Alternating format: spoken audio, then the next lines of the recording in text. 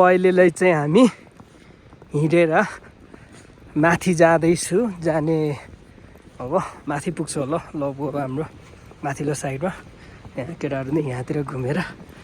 हेर्दै जाउँ कति छ अब पर्न चाहिँ अलि धेरै नै परेछ यो चाहिँ यो चाइनिज सोल्टी पर्न चाहिँ धेरै परेर यता पनि छ हाम्रो अब अलि धेरै नै पर्छ जस्तो लाग्यो र यहाँतिर चाहिँ बाल बाबा हो यस्तो छ ल धेरै नै परेछ चिसो सोल्टीहरू भागदौड गर्दैन कति न भाग होला यत्रो धेरै हिँड्नु छ एकछिन भाग जस्तो गर्ने होला अब कहाँ सक्ला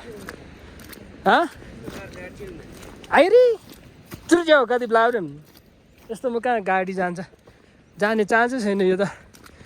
यति माथि गइहाल्यो भने पनि त अनि तल त खतरा त्यो हुन्छ होला चिप्लिन्छ माथि जस्तो तसो गयो पनि तल चाहिँ आउने चान्स छैन रहेछ सो अहिले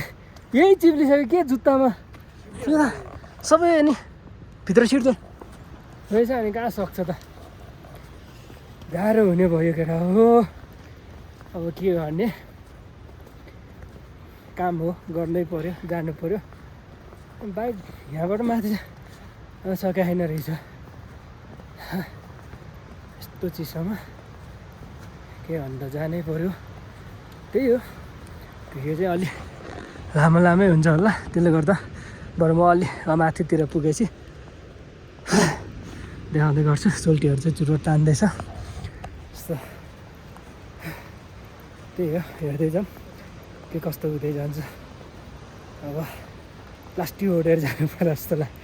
प्लास्टिक छ ठिक छ नि सम्धी यस्तो छ अब हालत जाऊ What's this? 方便面吃的。 No eat. No eat。嗯。你带方便面干嘛？反正我有活得吃啊。有活得吃啊。त्यही हो अलि माथि पुगेपछि हेरौँला है त हिउँ चाहिँ धेरै नै परेको रहेछ ल यत्रो अब खाली ठाउँमा चाहिँ धेरै नै जमेछ अब चाहिँ ल प्लास्टिक ओढियो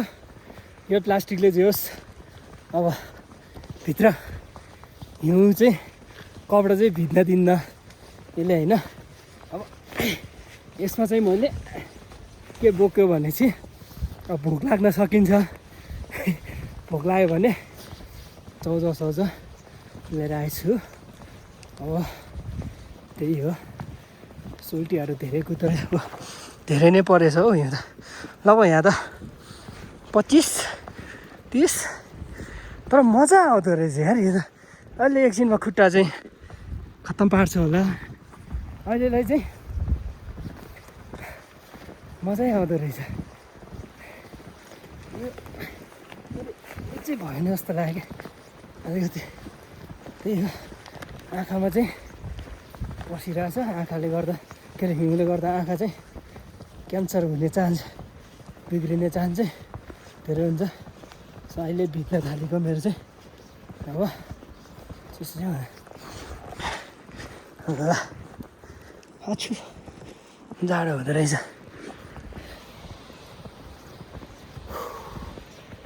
यतिर माथि पुग्नु छ भगवान् 2600 भनेपछि 39 होला 3900को हाइटमा पुग्दा त धेरै नै हुन्छ होला आयो खतरा परेछ है जस हामीलाई चाहिँ हामी त अब बच्चादेखि देखेको त्यस्तो अब त्यस्तो धेरै एक्साइटेड भन्ने कुरा त हुँदैन सो कोही नयाँ मान्छे कोही कहीँबाट अब काठमाडौँ भ्यालीतिरको अथवा अलि बेसीतिरको मान्छेहरू भयो भने चाहिँ एकदम रमाइलो हुन्छ होला हैन त्यही हो हिउँमा रमाइलो चाहिँ रमाइलो हुँदो रहेछ जे भयो नि हिँडाइ नै मजा आइरहेछ क्या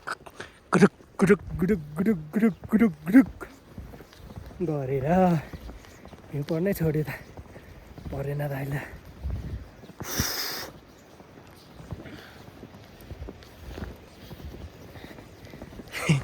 मजाले जमे रहेछ धेरै नै अनि कहाँ हिँड्नु सक्छ खुट्टा चाहिँ खुट्टै सक्न नसक्ने रहेछ आयो यसले त तल गएपछि त भिज्ने रहेछ नि त मजा आउँदो रहेछ त्यही हो भिडियो चाहिँ 4-5 दिन लगाएर हाल्नुपर्छ जस्तो लाग्यो धेरै भिडियो भयो अब माथि माथि पुग्दै गर्दाखेरि हेर्दैछौँ कस्तो कस्तो हुँदै जान्छ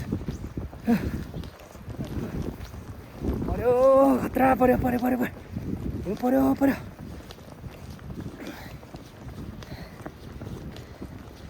त्यही हो अब काममा आउँदा त्यस्तो राम्रो कपडा लाएर आउने कुरो त भएन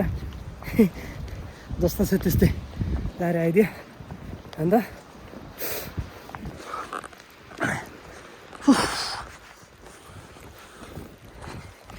हिउँ पर्यो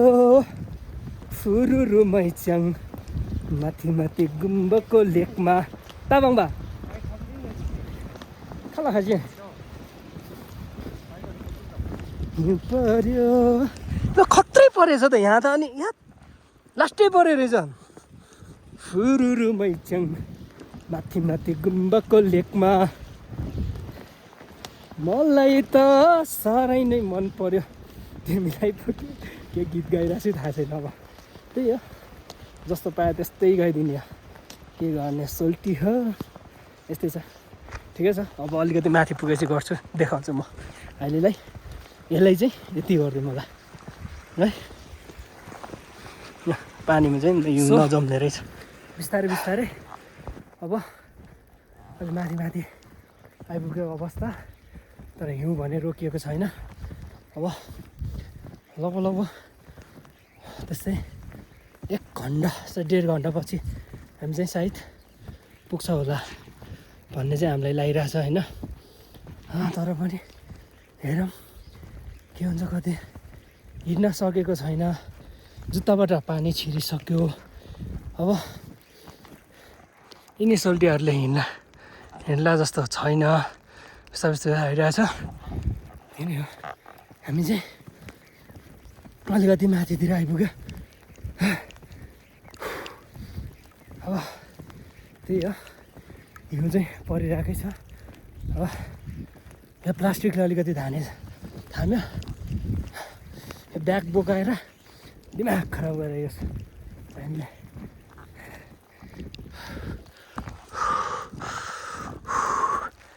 त्यही हो अब हेर्दै जाउँ आइया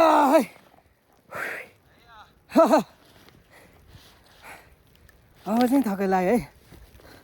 यो प्लास्टिक यसरी बन्द गरौँ ल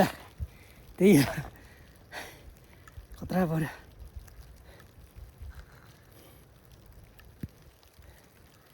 त्यही सोल्टीहरू हिँड्न सक्यो होइन आइरहेछ